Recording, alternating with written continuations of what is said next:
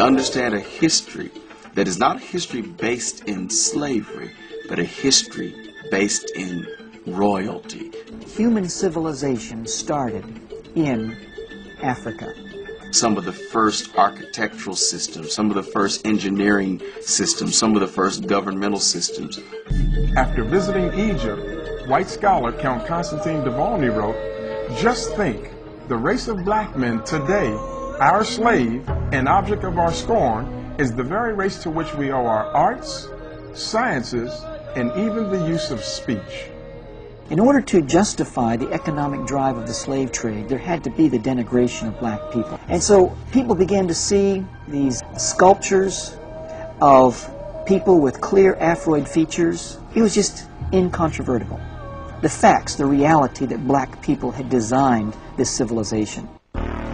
Ignore it. Just refuse to publish any facts of African history that don't go along with our racial theories. When black contribution to civilization is too obvious, let's find a way to attribute it to outside white influence.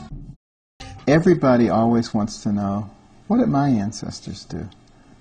What did my ancestors contribute? Because in a way that's saying, I am an important person by heritage. But when that heritage isn't known, then obviously a huge portion of your self-image goes down the drain. And that's why it's so important, I believe, you know, to take that young 6-year-old boy by the hand and walk down the street and give him a black history lesson and point to his shoes and say it was Jan Matzliger, a black man who invented the automatic shoe lasting machine. And he steps on that clean street and you tell him it was Charles Brooks, a black man who invented the street sweeper, those machines with the big brushes. And down that street comes one of those big refrigerated tractor trailer trucks and you tell him it was Frederick Jones, a black man who invented the refrigeration system for trucks later adopted for airplanes, boats, and trains. And it comes to a stop at the red light and you tell him it was Garrett Morgan, a black man who invented the traffic signal. And you can tell how he also invented the gas mask that saved lots of lives during the war. And while you're talking about the war, Henrietta Bradbury, a black woman who invented the underwater cannon, made it possible to launch torpedoes from submarines. And while you're talking about black women, you can talk about Madam C.J. Walker, a black woman who invented cosmetic products for women of dark complexion, was the first woman of any nationality in the United States to become a millionairist on her own efforts. And you'll walk past the hospital and you can talk about Charles Drew and his contributions to blood banking, the understanding of blood plasma.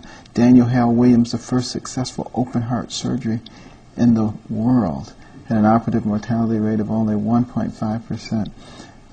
You can talk about Lewis Latimer, who was the right-hand man of Thomas Edison, a black man, who came up with the filament that made the light bulb work for more than 2 or 3 days, who invented the electric lamp, who did pioneering work in incandescent and fluorescent lighting, who diagrammed the telephone for Alexander Graham Bell. Tremendous inventor in his own right.